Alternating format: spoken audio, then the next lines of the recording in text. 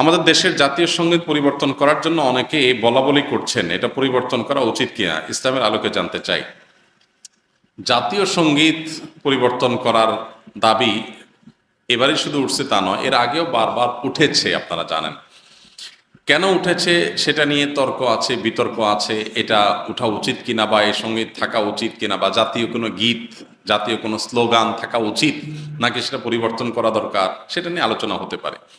আমি সে আলোচনায় যাব, তার আগে একটু প্রাসঙ্গিক অন্য একটা বিষয় বলি। সেটা হলো যে দেশপ্রেমের নামে, দেশত্ববোধকতার নামে, দেশত্ববোধক কাজের নামে আপনি কোনো গীত, মিউজিক সংযুক্ত করে, বাদ্যযন্ত্র সংযোগে আপনি যদি কাউকে শুনতে বাধ্য করান, তাহলে সেটা তার স্বাধীনতার খর্ব করার শামিল, বিশেষ করে মুসলমানদের ক্ষেত্রে। কারণ ইসলাম যেহেতু বাদ্যযন্ত্র যোগে কোনো গান বাদ্যকে অ্যালাউ করে না, কোনো গানকে অ্যালাউ করে না, বিধায় আপনি দেশাত্মবোধক গানের নামে, দেশপ্রেমের নামে আপনি আমাকে যদি এটা চাপিয়ে দেন, তাহলে এটা হবে আমার অধিকার লঙ্ঘন করা, আমার অধিকার খর্ব করা। সোজা কথা, দেশের সংখ্যাগরিষ্ঠ মানুষ যেটাকে হারাম মনে করে, সেই কাজ আপনি দেশের মানুষের উপরে চাপিয়ে দিতে পারেন না।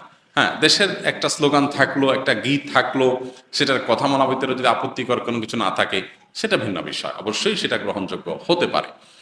এবার আসা যাক এই গানটা নিয়ে, যে আমাদের যে জাতীয় সঙ্গীত আছে, আপনারা জানেন যে রবীন্দ্রনাথের লেখা এই গানটি বাংলাদেশের জন্মেরও আরো বহু আগে তিনি লিখেছেন।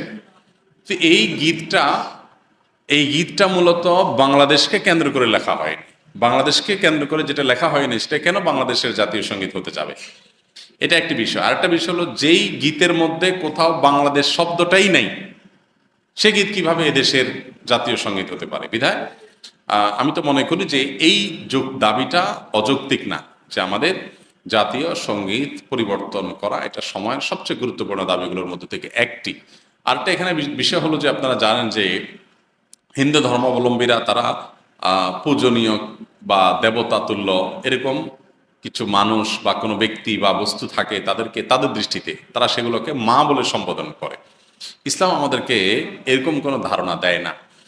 মাতৃভূমির প্রতি ভালোবাসা এটা একটা স্বকীয় বিষয়, এটার জন্য মুসলমান হওয়া প্রয়োজন নাই, এটার জন্য মানুষ মানুষ হওয়া যথেষ্ট। শুধু মানুষ কেন, অন্যান্য প্রাণীর মধ্যেও কি আছে? নিজের ভূমির প্রতি নিজের টান আছে।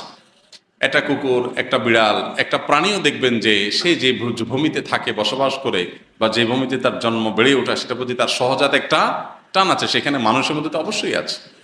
আমাদের প্রিয় নবী সাল্লাল্লাহু আলাইহি ওয়াসাল্লাম মক্কা থেকে যখন হিজরত করে মদিনায় আসছেন, তাকে যখন কেবলা পরিবর্তন নির্দেশ করা হলো, তিনি যখন ফিলিস্তিনের দিকে নামাজ আদায় করছিলেন, তিনি বারবার করে মক্কার দিকে যেন কেবলা করে নামাজ পড়তে পারেন, নিজের মাতৃভূমির দিকে ফিরে যেন তার সালাত আদায় করতে পারেন, সেজন্য আল্লাহর কাছে বারবার করে বিভিন্নভাবে আর্গুমেন্ট পেশ করছিলেন। আল্লাহ তাআলা কোরআনে সেটা উল্লেখ করেছেন, ফালানুওয়াল্লিয়ান্নাকা কিবলাতান তারদাহা, হে রাসূল, অচিরে আপনাকে আপনার মনের মতো আপনি যে কেবলার প্রত্যাশা করছেন সেদিকে ফিরে সালাত আদায় করার নির্দেশ দান করবে। এখান থেকে বোঝা যায় মাতৃভূমির প্রতি সহজাত টান থাকা এটা একেবারে প্রাকৃতিক একটি বিষয়। বিধায় এটার জন্য কোনো জাল হাদিস বানানোর কোনো প্রয়োজন নাই, যে হব্বুল্লাতন মিনাল ইমান, দেশপ্রেমের অঙ্গ, এরকম কোনো হাদিস নবী সাল্লাল্লাহু আলাইহি ওয়াসাল্লাম বলেন নাই। নবী সাল্লাল্লাহু আলাইহি ওয়াসাল্লাম নিজেই নিজের মাতৃভূমিতে তার ভালোবাসা ছিল। সো একজন মানুষ হিসেবে আমাদের মধ্যে সেটা থাকবে, দায়িত্বশীলতা থাকবে, সেটাই স্বাভাবিক। আলাদা করে জাল হাদিস বানানোর প্রয়োজন না। যাই হোক, তো মাতৃভূমির প্রতি টান এক জিনিস, আর সেটাকে পূজা করা আরেক জিনিস। ইসলাম আমাকে এটাকে পূজনীয় করতে বলে নাই। বিধায় সংখ্যাগরিষ্ঠ মানুষের বিশ্বাসের সাথে যেমন যায় না, এই গীত বাংলাদেশকে কেন্দ্র করে লেখা হয় নাই, এটা বাংলাকে কেন্দ্র করে লেখা হয়েছে, যেটা পশ্চিমবঙ্গ পূর্ববঙ্গ মিলায়।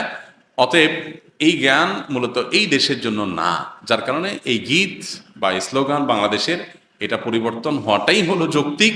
এটাকে যারা মনে করেন অপরিবর্তনীয় বা পরিবর্তনের দাবি তুললেই যারা মনে করেন যে বোধহয় সব গেল গেল, তারা কি এটাকে কোরআন হাদিস মনে করেন নাকি, যে কোরআন হাদিস এটা পরিবর্তন করা যায় না, এটা তো পরিবর্তনযোগ্য। অতএব এটা পরিবর্তন করার দাবিটা আমি ব্যক্তিগতভাবে মনে করি যে অযৌক্তিক নয়।